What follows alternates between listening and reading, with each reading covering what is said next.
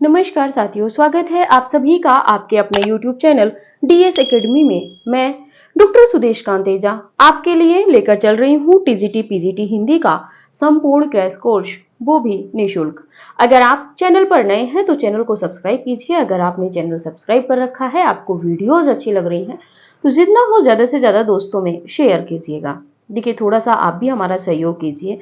जब हम आपको पूरा कोर्स एक विधिवत रूप में, एक क्रम के साथ में हम आपको निःशुल्क प्रोवाइड करा रहे हैं, तो आप भी थोड़ी सी हमारी सहायता कीजिए कि जितना हो वीडियो को शेयर कीजिएगा।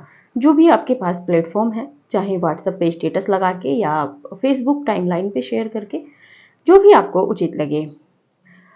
कहना ये था कि जितने भी नए कैंडिडेट जुड़ रहे हैं, कोशिश कीजिएगा कि क्लास संख्या 1 से आप क्लास देखिएगा, ठीक है। और उसके साथ में जैसे ही प्रतिदिन 2 क्लासें अपलोड होती हैं, आप कोशिश किया कीजिए कि समय से आप क्लास देख लिया करिए।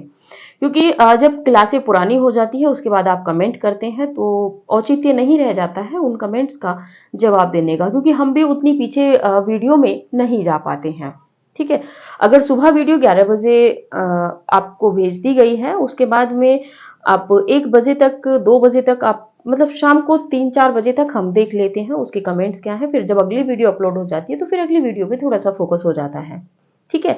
तो आप भी थोड़ा सा समय निकालिए, आलसी ना बनिए, क्योंकि आप भावी शिक्षक हैं। जब आप ही टाइम मैनेजमेंट करके या पंचुअल होके जब किसी कार्य को नहीं करेंगे, तो आगे आप भावी शिक्षक हैं, तो देखिए अच्छा नहीं रहता है थोड़ा सा, क्योंकि जो अच्छे शिक्षक के गुण हैं वो आप में होने चाहिए, ठीक है। तो काम को टालने वाली जो चीज़ें हैं कि आज नहीं कल कर लेंगे, पड़ी तो है ही वीडियो, तो देखिए ये चीज़ें ठीक है कि वीडियो पड़ी हुई हैं, सारी ही वीडियो हमारी जो है वो पब्लिकली है, कोई भी प्राइवेट नहीं की गई है।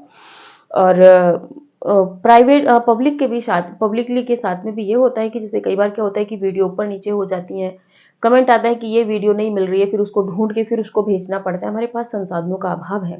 तो आप भी थोड़ी सी जिम्मेदारी अपनी समझिए, समय से क्लास लीजिए, और जो भी आप अगर नोट्स बनाते हुए चल रहे हैं, तो नोट्स बनाते हुए चलिए। देखिए, अगर कोई आपके पास समस्याएं हैं, समस्याओं से हर व्यक्ति घिरा हुआ है, चाहे आप हैं चाहे हम हैं। लेकिन जब हम एक नियम बना लेते हैं कि हमें इस कार्य को करना है, तो चाहे कितने भी अवरोध आए, फिर वो हमें करना ही होता है, ठीक है। क्योंकि आप देख भी रहे होंगे बोर्ड पे जैसा लिखा हुआ है, मलिक मोहम्मद जायसी जी को हम पढ़ेंगे, और इनकी पद्मावत या जो भी हम सूफी काव्य धारा पढ़ते हुए आ रहे थे, इनसे पहले जो हमने सूफी रचनाएं पढ़ी हैं, उसमें आपने देखा होगा कि किस तरह जो नायक है वो आंधी तूफानों से लड़ता हुआ भी नायिका को प्राप्त करने के लिए जाता है, और वहां पे नायिका कोई और नहीं है, वहां पे नायिका परमात्मा के रूप में है, यानी कि आत्मा का परमात्मा से मिलन होता है। और यही आप मान लीजिए कि आप आत्मा हो, और जो आपका लक्ष्य है नौकरी, वो परमात्मा है, आपको उसको पाना है। तो उसके लिए जो भी बीच में अवरोध अवरोध आएंगे, ठीक है, उनका आपको एकदम तटस्थ होके उनका सामना करना है, ठीक है। और आप देखेंगे कि साहित्य में खुद में इतना मोटिवेशनल भरा हुआ है कि आपको किसी की वीडियो या जैसे कि हम देखते हैं बहुत सारे होते हैं, कई कॉल भी आती हैं कि मैम हम बहुत ज्यादा डिस्टर्ब हो जाते हैं, समझ में नहीं आता, मोटिवेट नहीं हो पाते हैं। तो देखिए, सबसे ज्यादा मोटिवेट आपके अपने साहित्य में भरा हुआ है। आप थोड़ा सा पढ़ने की कोशिश तो कीजिए उसको सही रूप से। आप जब उसको सही रूप से पढ़ेंगे, तो मोटिवेट आपके पास अपने आप खुद आ जाएगा, ठीक है। क्योंकि आपने खुद में भी ये चीज देखी होगी, एक तथ्य है, थोड़ा सा साझा कर दें कि जो भी साइंस वाले होते हैं, टेक्नोलॉजी वाले होते हैं, ठीक है, केमिस्ट होते हैं, तो इन सब का होता है कि इनका जो माइंड होता है ना, वो दूसरी तरफ से आता है, लेकिन एक लिटरेचर वाले का जो दिमाग होता है वो अलग ही होता है, ठीक है। बहुत अंतर होता है इन दोनों में, और उसमें भी हिंदी लिटरेचर और इंग्लिश लिटरेचर दोनों में अंतर मिलेगा आपको, ठीक है। तो कुछ अंतर रहते हैं कि हमारा साहित्य ही हमें इतना प्रेरित करता है, चाहे वो कहानी हो, चाहे उपन्यास हो, चाहे नाटक हो, चाहे निबंध हो, चाहे काव्य हो, चाहे जो रचना हो, किसी भी विधा की हो, आप उसको पढ़ने का प्रयास कीजिए, और फिर उसके बाद उसके निष्कर्ष पे जाइएगा, और उस निष्कर्ष पे जहां आप मुख्य पात्र की बात करेंगे, उस मुख्य पात्र में, मुख्य नायिका में आप अपने आप को रख के प्रेजेंट करके तब देखिएगा, तब जानिएगा कि नायक में वास्तविकता में क्या है। आप चाहे आधे अधूरे नाटक को ले लीजिए, गोदान को उठा लीजिए, आप पढ़ेंगे हम मलिक मोहम्मद जायसी जी की पद्मावत, आप पद्मावत को देख लीजिए। इससे पहले हमने हंसावली, चंदायन, मृगावती, इन सबको पढ़ा है आप। उसमें भी अगर पिछली वीडियो में जाएंगे आपको सब समझ में आ जाएगा। आप अपने आप को वहां रखिए तो सही, ठीक है। तो अवरोध सभी के साथ में है, तो कोशिश कीजिए कि आप समय से वीडियो देखते हुए चलिए। देखिए मेरा इसमें कोई स्वार्थ नहीं है, आप वीडियो ना भी देखेंगे तो मुझे कोई फर्क नहीं पड़ना है, क्योंकि मेरा काम है, मुझे अपना कर्म करते हुए जाना है। बाकी आपकी इच्छा है। मेरा एक उद्देश्य था, मेरा एक मन था कि हाँ मैं फ्री क्लास दूं, तो मैं फ्री क्लास आपको दे रही हूँ, ठीक है। चलिए बात करते हैं मलिक मोहम्मद जायसी जी पे। मलिक मोहम्मद जायसी जी को हम पढ़ेंगे। और 1492 में इनका जन्म हुआ था, 1542 में इनका निधन अमेठी में हुआ। जन्म जायस नगर में हुआ था। और पापा भी नॉर्मल, इनके जो पिता थे वो नॉर्मल, बहुत ज़्यादा वो नहीं थे, एक जमींदार के रूप में ही माने गए हैं। वहाँ पे बहुत ज़्यादा ज़मीन भी नहीं थी। प्रसिद्ध फकीरों में ये गिने जाते हैं, फकीरों में, उस समय के सूफी फकीरों में। इनके जो गुरु हैं मोहिदी, और दूसरे गुरु अशरफ भी, सैयद अशरफ भी माने जाते हैं। इनकी जो प्रसिद्धि है हिंदी काव्यधारा में, हिंदी साहित्य में, वो सूफी काव्यधारा के अंतर्गत पद्मावत रचना के माध्यम से ही, रचना जो पद्मावत है अवधि का प्रथम महाकाव्य, उसी ने इनको प्रसिद्धि दिलाई है। माना जाता है कि ये कान से और आंख से थोड़े से, मतलब कान से सुन नहीं पाते थे और आंख से एक से दिखता भी नहीं था इनको। इसीलिए कहा जाता है कि ये अपरूप, ये कुरूप थे थोड़े से, यानी कि देखने में बहुत ज़्यादा स्मार्ट नहीं थे, बहुत ज़्यादा अच्छे नहीं थे। और इस चीज़ का इनको कई बार खामियाजा भी भुगतना पड़ा था। शेरशाह ने एक बार इनको बुलवाया था, तो इनकी क्या था कि इनको देख के तो लोग हंस पड़ते थे। इनके विषय में ये उक्ति कही है डॉक्टर बच्चन सिंह ने कि इनको देख के लोग हंस पड़ते थे, लेकिन जब इनकी रचना सुनते थे तो लोग रो पड़ते थे, ठीक है। और ऐसा ही होता है। शेरशाह इनको बुलवाते हैं और बुलवाने के बाद में इन पे हंस पड़ते, तो ये कहते हैं कि तुम मुझ पे हंस रहे हो या मुझे बनाने वाले उस ईश्वर पे हंस रहे हो। तो इस तरह के तथ्य हैं। इनके जीवन से थोड़ा परिचित होते हैं, उसके बाद आगे बढ़ेंगे, ठीक है। चलिए बात करते हैं जन्म की। तो जन्म है 1992 ईस्वी। कहाँ? जायस नगर, रायबरेली। ये रायबरेली कहाँ है जी? उत्तर प्रदेश में, ठीक है। बात कर लेते हैं निधन की। तो 1542 ईस्वी में इनका निधन हुआ था। अमेठी में क्या है? इनकी समाधि है। प्रश्न बन सकता है कि निम्नलिखित में से किसका मृत्यु स्थान या समाधि स्थल अमेठी है, या अमेठी में किस कवि का समाधि स्थल है? तो ये जायसी जी का है। बात करें, अगला तथ्य है, थोड़ा सा महत्वपूर्ण है कि वासुदेव शरण अग्रवाल ने आधुनिक स्रोतों के आधार पर जायसी का जन्म स्थान कहां माना है? तो गाजीपुर, ठीक है। गाजीपुर जायसी के जन्म स्थान को मानने वाले आलोचक कौन है, इतिहासकार कौन है? तो डॉक्टर वासुदेव शरण अग्रवाल जी हैं। बात कर लेते हैं इनके पिता के नाम की। तो इनके पिता का नाम है मलिक शेख ममरेज या मलिक राजे। मलिक शेख ममरेज या मलिक राजे जो है जायसी के पिता का नाम है। बात कर लेते हैं गुरु में। तो सूफी फकीर शेख मुहिउद्दीन या मोहिदी भी इनको कहा जाता है। दूसरे गुरु के रूप में जायसी के सैयद अशरफ आते हैं। ये सब हम पद के माध्यम से आगे देखेंगे। आश्रयदाता की अगर बात कर लेते हैं तो जायसी के आश्रयदाता जो थे ये राम सिंह थे। और राम सिंह कौन थे? ये अमेठी के नरेश थे, यानी कि अमेठी के राजा थे, ठीक है। जायसी दिल्ली के बादशाह कौन थे? शेरशाह सूरी व बाबर के समकालीन थे। यहां से प्रश्न बनने के चांस हैं। प्रश्न कैसे बनेगा? क्योंकि यहाँ पे अगर आप थोड़ी सी भी गहराई से पढ़ रहे हैं तो आपको लग रहा होगा कि यहाँ पे 3 तथ्य एक से मिले हैं। अगर आपको समझ में आया है तो मुझे लग रहा है कि आप फटाक से उत्तर पे पहुंचेंगे। प्रश्न है कि जायसी निम्न में से किसके समकालीन थे? ठीक है। बात कर ले पहले विकल्प की, राम सिंह। दूसरे विकल्प की बात करें तो शेरशाह सूरी।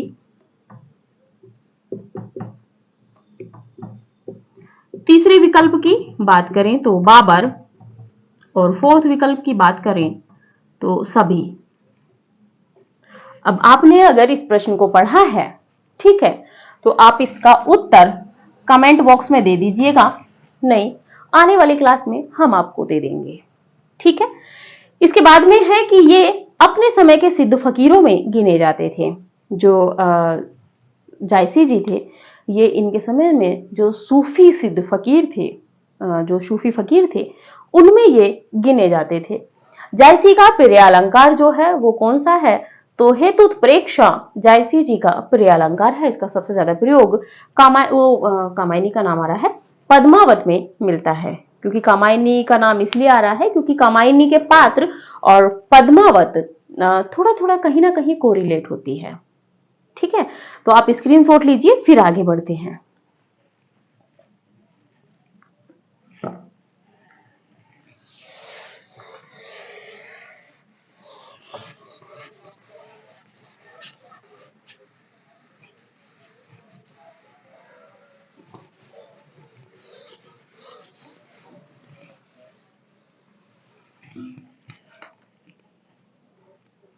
जायसी ने स्वयं जन्म स्थान के संबंध में लिखा है। जायसी ने स्वयं जन्म स्थान के संबंध में लिखा है। क्या लिखा है देख लेते हैं थोड़ा सा। पहला है जायस नगर मोर स्थानु, जायस नगर मोर स्थानु, यानी कि जायस नगर मेरा स्थान है, मोर स्थानु। तहां आई कवि, तहां आई कवि किहिन वखानु। तो ये है जायसी के जन्म स्थान के संबंध में। इसमें इन्होंने परिचय दिया है कि मेरा जो जन्म स्थान है कहाँ है, तो जायस नगर है, और इसी कारण इनको जायसी कहते हैं। जायसी ने अपने जन्म समय के संबंध में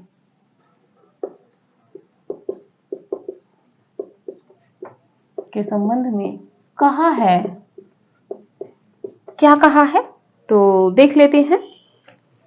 भा अवतार मोर नौसदी,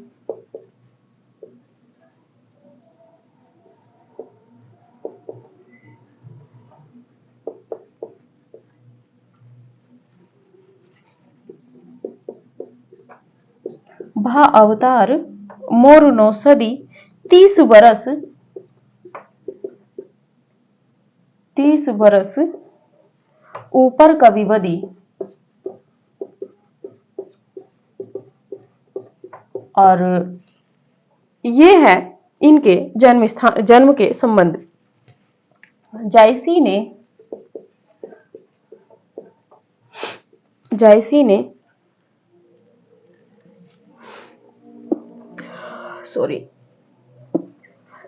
ने पद्मावत, आज तबीयत थोड़ा ठीक नहीं है। जायसी ने पद्मावत में, जायसी ने पद्मावत में अपने गुरु के विषय में लिखा है। अपने गुरु के विषय में लिखा है।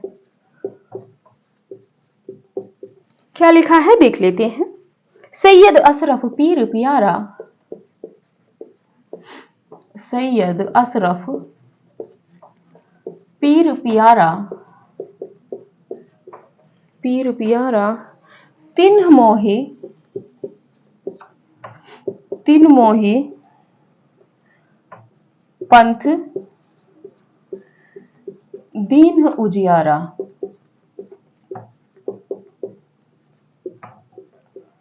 इसके बाद में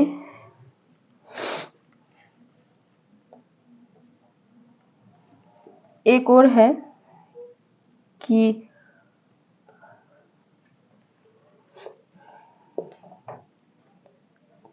पापायो गुरु मोहिदी पीठा मोहिदी पीठा मिला पंथ सो दर्शन दीठा, ये भी इनसे ही संबंधित है। आगे है एक पद और है, गुरु के ही संबंध में है, नोट कर लीजिए एक एक जगह क्योंकि प्रश्न बन सकता है। गुरु मोहिदी सेवक में सेवा, सेवक में सेवा चले उताइल जेही कर खेवा, और ये भी, इसमें भी इन्होंने अपने गुरु का संकेत किया है। आगे बात कर लेते हैं। जायसी कुरूप थे,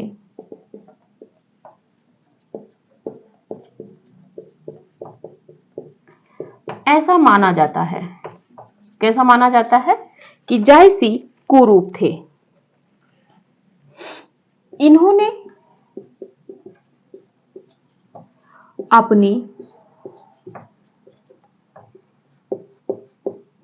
कुरूपता की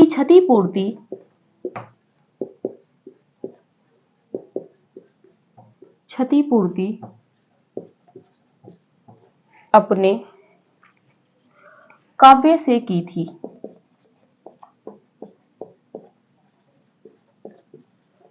अपने काव्य से की थी। एक बार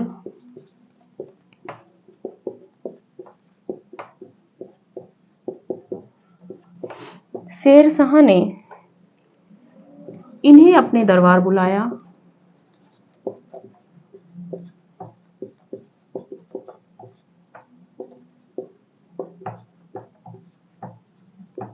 और इनके रूप को देखकर हंसने लगा।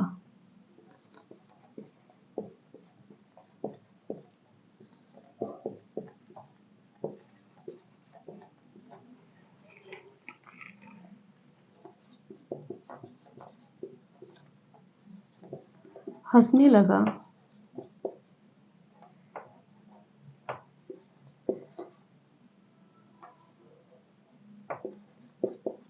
प्रत्युत्तर में जायसी ने कहा,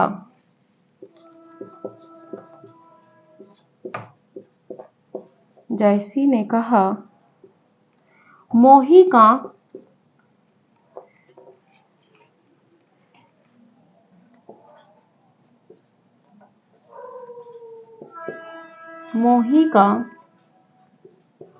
हंसेसी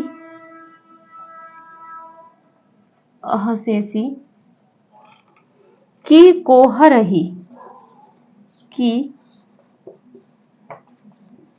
रही, यानी कि तुम मुझ पर हंस रहे हो या मुझे बनाने वाले कुंभकार पर, यानी कि ईश्वर पर हंस रहे हो, ऐसा किसने कहा? तो जायसी जी ने प्रत्युत्तर दिया था शेरशाह को। बात कर लेते हैं। जायसी ने स्वयं जन्म स्थान के संबंध में लिखा है। क्या लिखा है कि जायस नगर मोर स्थानु, कि जायस नगर जो है वो मेरा स्थान है, यानी कि मेरा जन्म स्थान है। कहाँ आई कवि कीन बखानू, और यहाँ पर ही कवि पैदा हुआ है, इससे ज्यादा मैं और क्या बखान सकता हूं। जायसी ने अपने जन्म स्थान के संबंध में कहा है। ठीक है, देखिए ऐसा हो जाता है ना कि जायस नगर मोर स्थानु, इतना ही आपको प्रश्न में दे देगा और कहेगा ये निम्नलिखित में से ये वाक्य किससे संबंधित है, तो वहां पे विकल्प रहेंगे जायसी जी और नूर मोहम्मद, ठीक है, ईश्वरदास, गणपति, इस तरह से विकल्प रहेंगे।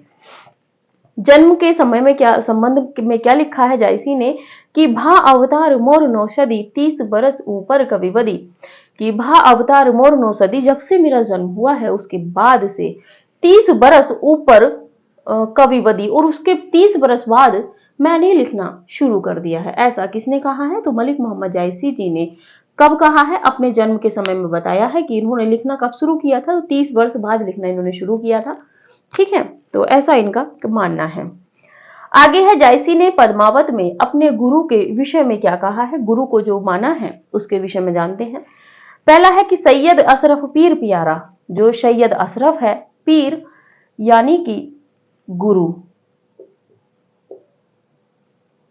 जो गुरु है, पीर का मतलब होता है गुरु, वो मुझे प्यारा है। तीन मोही पंथ दीन उजियारा, और उसने मुझे मेरा पंथ जो है वो उजाले के समान मुझे दिखा दिया है, जो अंधेरे में मेरा जो है पंथ था, यानी कि मुझे रास्ता समझ में नहीं आ रहा था और इनको वो रास्ता उजाले के समान किसने प्रकाशित किया, तो ये सैयद अशरफ ने किया है। और कौन थे इनके, पीर प्यारा, यानी कि इनके गुरु इनको प्यारे थे, जिन्होंने इन्हें आगे का रास्ता दिखाया था। ठीक है, पंथ दीन उजियारा, और जो पंथ था उसमें उन्होंने उजाला कर दिया था, यानी कि प्रकाश रूपी क्या कहते हैं, एक तरीके से ज्ञान रूपी प्रकाश जो है उनको दिखा दिया था। आगे है, अगला पद है कि पा पायो गुरु मोहि दीपीठा, कि पा पायो, मैं पाके खुश हो गया हूं, यानी कि मैं पार उतर गया हूं। पा पायो, पा पायो यानी कि पाके मैं पार उतर गया हूं। गुरु मोहिदी पीठा, और किसको, गुरु मोहिदी को। मिला पंथ सो दर्शन दीठा, और मुझे मेरा पंथ मिल गया, यानी कि मैं जिस रास्ते को जाना चाहता था मुझे वो रास्ता मिल गया। मिला पंथ सो, तब दर्शन दीठा, जब गुरु मोहिदी ने मुझे दर्शन दिया तब मुझे मेरा जो पंथ था, जो मैं मार्ग से भटक गया था, वो मार्ग मुझे दिखाई दे गया था। ठीक है, तो इन्होंने अपने दोनों गुरु का वर्णन किया है, अशरफ का भी और मोहिदी का भी, लेकिन जो मुख्य रूप से माने जाते हैं वो मोहिदी या जो शेख मुहुद्दीन है, सूफी फकीर, वो माने जाते हैं। ठीक है, आगे है कि गुरु मोहिदी सेवक में सेवा, गुरु मोहिदी कि क्या कहते हैं, मैं सेवक हूं, सेवक में सेवा, मैं उनकी सेवा करने वाला सेवक हूं। चले उताइल जे ही कर खेवा, और मैं उनके बताए हुए रास्ते पर ही चल रहा हूं। ठीक है, आगे है कि जायसी कुरूप थे, ऐसा माना है, ऐसा माना जाता है।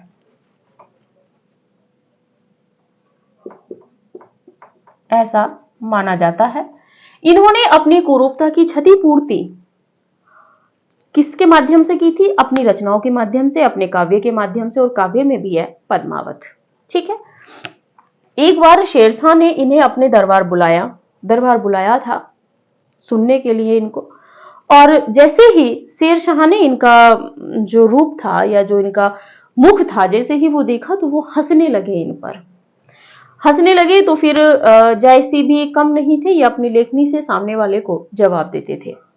तो इन्होंने राजा को भी जवाब दिया, शेरशाह को जवाब देके कहा कि मोही का हंसे सी कि को हरही, यानी कि मुझ पर क्यों हंस रहे हो, या तुम मुझ पर हंस रहे हो, या हंसे ही कि क्या को हरही, या तुम उस कुंभकार पर हंस रहे हो जिस कुंभकार ने मुझे बनाया है, यानी कि परमात्मा ईश्वर पर तुम हंस रहे हो जिसने मुझे बनाया है।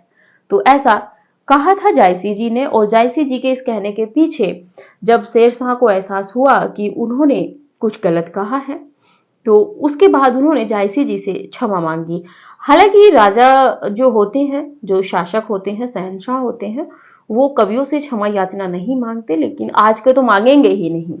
आज के जो राजा हैं, चाहे वो केंद्र के हैं चाहे राज्य के हैं, वो नहीं मांगेंगे, लेकिन इस समय के जो राजा थे ये मानते थे, क्योंकि इनको पता है। हालांकि तानाशाही भी हुए हैं, जैसे आप देखेंगे रीतिकाल में जाके, जब हम दरबारी उस दरबारी साहित्य को पढ़ेंगे, या कहीं कहीं पे किंवदंतियां मिल जाती हैं कि सिकंदर लोदी ने, है ना, शेख तकी के कहने से उनको, कबीरदास जी को मतलब बहुत ज्यादा प्रताड़ित किया था, ऐसा भी देखने को मिलता है।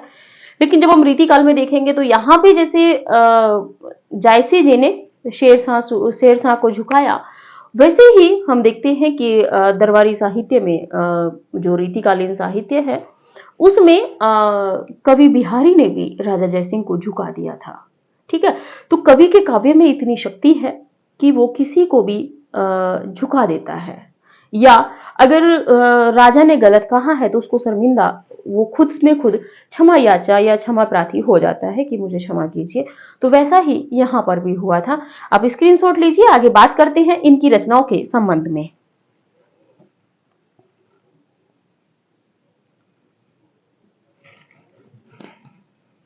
चलिए,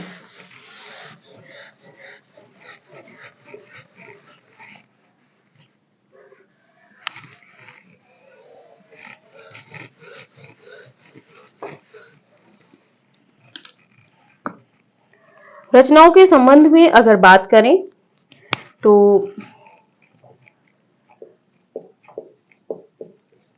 जायसी जी की प्रमुख रचनाएं, पहले नंबर पे है पद्मावत, दूसरे नंबर पे आपकी अखरावट, पद्मावत, अखरावट, आखिरी कलाम,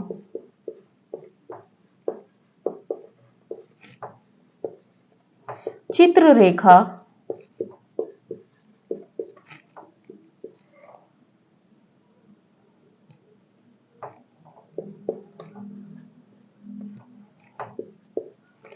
कहरनामा, इसके बाद में मसलनामा,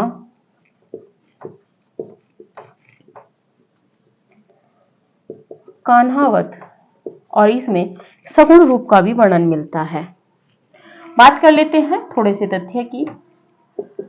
आचार्य रामचंद्र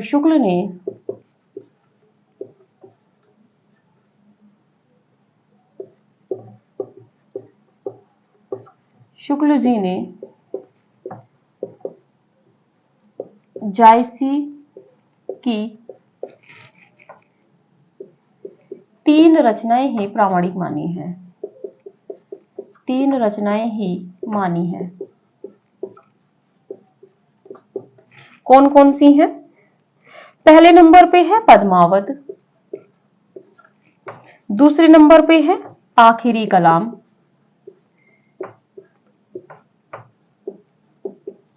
और तीसरे नंबर पे है अखरावट। और ये तीनों जो रचनाएं हैं ये आचार्य रामचंद्र शुक्ल जी ने मानी है। चलिए एक तथ्य की और बात कर लेते हैं। सिरेफ का कहना है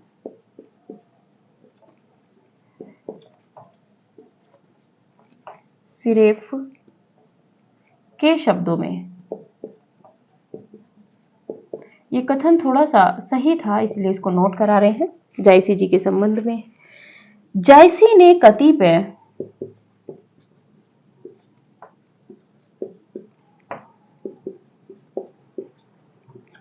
जायसी ने कतिपय प्रेम कहानियों का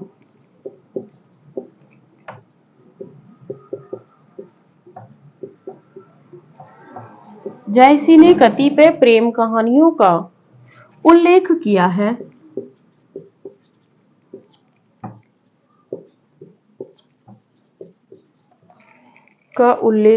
है, पुस्तकों का नहीं।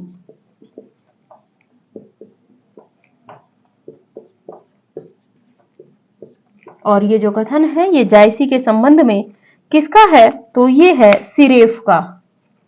थोड़ा सा महत्वपूर्ण हो जाते हैं इस तरह के प्रश्न क्योंकि यहां से प्रश्न बन जाते हैं। तो जायसी जी की अगर प्रमुख रचनाओं की बात करें तो अभी तो हम लोगों को यहाँ पर 7 ही रचनाएं देखने को मिली हैं, वैसे 12 रचनाएं भी इनकी मानी गई हैं। ठीक है, लेकिन ये वैसे ये प्रश्न बना भी नहीं है कि कितनी रचनाएं मानी गई हैं, क्योंकि जो अप्राप्त हैं जिनका अभी कुछ कहीं से दिखाई नहीं दिया है या कहीं पे कोई पांडुलिपि या किसी तरह के संपादन में भी वो नहीं आई है, तो आप उसको नहीं मान सकते कि ये रचना है। ठीक है, लेकिन इन रचनाओं का जो जिक्र है वो पुस्तकों में मिलता है। ठीक है, बात कर लेते हैं पद्मावत। पद्मावत ऐसी रचना है जिसके आधार पर जिसने इन्हें प्रसिद्धि दिलाई है। अखरावट है आखिरी कलाम है, चित्ररेखा है, कहरनामा है, मसलनामा है और कानावत है। इन सबको बहुत विस्तृत रूप से हम लोग पढ़ेंगे आगे। बात कर लेते हैं आचार्य रामचंद्र शुक्ल जी की। तो शुक्ल जी ने जायसी जी की 3 रचनाएं मानी हैं। इन्होंने इनकी कितनी रचनाएं मानी हैं? 3। और 3 रचनाओं में कौन सी है? पद्मावत है, आखिरी कलाम है और अखरावट है। पद्मावत, आखिरी कलाम और अखरावट के अलावा देखिए प्रश्न बन सकता है कि आचार्य रामचंद्र शुक्ल जी ने निम्नलिखित में से जायसी की रचना को नहीं माना है। तीनों विकल्प में पद्मावत, आखिरी कलाम और अखरावट तो रहेंगी। हो सकता है चित्ररेखा, कहरनामा, मसलनामा और कान्हावत में से कोई एक रचना रखी हुई हो। ठीक है, तो इस तरह के तथ्यों को आपको ध्यान रखना है। आगे बात कर लेते हैं कि सिरेफ के शब्दों में। तो जो सिरेफ हैं उन्होंने कहा है कि जायसी ने कतिपय प्रेम कहानियों का उल्लेख किया है, पुस्तकों का नहीं। जैसे जायसी जी जब अपनी शुरू में रचनाएं लिख रहे थे, जो भी उन्होंने पद्मावत या और रचनाएं लिखी हैं, तो उसमें उन्होंने क्या कहते हैं, कहानियों का ही वर्णन किया है कि मैंने मृगावती, ठीक है, इस तरह की रचनाओं का उन्होंने सिर्फ कहानियों का उल्लेख किया है, किसी पुस्तक का उन्होंने उल्लेख नहीं किया है, ऐसा कहने वाले हैं सिरेफ। ये भी एक आलोचक हैं। तो मुझे लग रहा है आज की क्लास यहीं पे रहने देते हैं, क्योंकि इसमें हमने जायसी जी का परिचय पढ़ा है। जायसी जी से संबंधित जो कथन हैं उनको अभी हम नहीं पढ़ेंगे, उनको हम पढ़ेंगे पूरी रचनाओं को समाप्त करने के बाद में। वो इसलिए क्योंकि जो पद हैं वो कहीं ना कहीं उनकी रचनाओं से भी संबंध हो जाते हैं, तो इसीलिए जब हम रचनाओं को पढ़ के निकल जाएंगे तो हमें ये भी दृष्टि हमारी स्मृति में रहेगा कि ये किस रचना से संबंधित कथन है। ठीक है, और अगली वीडियो में हम बात करें आपसे, तो अगली वीडियो में हम पढ़ेंगे जायसी जी की प्रसिद्धि का आधार पद्मावत को, जो बहुत ही महत्वपूर्ण रचना है। इससे अगर अगर प्रश्न पत्र बनता है हिंदी का किसी भी राज्य में, तो हमें नहीं लगता कि जायसी जी को छोड़ा जाता है। आप मान के चलिए कि जितने भी प्रतिष्ठित कवि होते हैं या उपन्यासकार होते हैं या कहानीकार होते हैं, नाटककार होते हैं, एकांकीकार होते हैं, तो उनसे तो प्रश्न बनता ही बनता है। उनको आप छोड़कर अपनी तैयारी नहीं कर सकते। अगर आप सोचते हैं कि हम हिंदी साहित्य का इतिहास, मतलब आप हिंदी से शिक्षक की तैयारी कर रहे हो और आप सोचे कि हम जायसी को ना पढ़े काम चल जाएगा, तो नहीं चल सकता। और इतिहास ग्रंथों में जो कवि या इतिहासकार लगे हैं तो उनको तो फिर आपको पढ़ना ही पढ़ना है, जिनका वर्णन जैसे डॉक्टर नगेंद्र हैं, शुक्ल जी हैं, बच्चन सिंह का आधुनिक इतिहास है, इसमें जो लेखक या आलोचक, कहानीकार, निबंधकार, जो राइटर दे रखे हैं, जो लेखक दे रखे हैं, रचनाकार दे रखे हैं, इनसे प्रश्न बनना अति आवश्यक है और यहां से प्रश्न बनते भी हैं। आप चर्चित को छोड़कर गौण तथ्यों में डूब जाएं तो ये अच्छी तैयारी, एक अच्छे कंपटीटर की तैयारी नहीं होती है। एक अच्छे कंपटीटर की तैयारी वही होती है, एक अच्छे जो एक कैंडिडेट होता है उसकी तैयारी वही होती है कि वो सरल तथ्यों के साथ में ही नवीन तथ्यों को जोड़ता हुआ चले, और ये हम आपके साथ करते हुए चल रहे हैं। आज जो हमने प्रश्न दिया था, आप जितने लोग भी वीडियो देखेंगे, अगर आप पूरी वीडियो देखते हैं, अच्छे से नोट्स बनाते हैं, तो आपको कमेंट में उत्तर देना होगा। ठीक है, तो चलिए आज की क्लास यहीं पे रखते हैं, मिलते हैं, क्योंकि अगर हम पद्मावत शुरू भी करें तो पूरी हो नहीं पाएगी, इससे हम पद्मावत को अगली वीडियो में देखेंगे विस्तृत रूप में। ठीक है, और नवीन तथ्यों के साथ में, जितने नवीन तथ्य हमसे एकत्रित हो पाते हैं परीक्षोपयोगी तथ्यों को लेकर, हम आएंगे पद्मावत आपके सामने। तो चलिए ठीक है, मिलते हैं अगली वीडियो में। तब तक के लिए आप अपना भी सहयोग हमें देते रहिए, वीडियो को जितना हो ज़्यादा से ज़्यादा दोस्तों में शेयर कीजिए। तब मिलते हैं अगली वीडियो में, तब तक के लिए नमस्कार।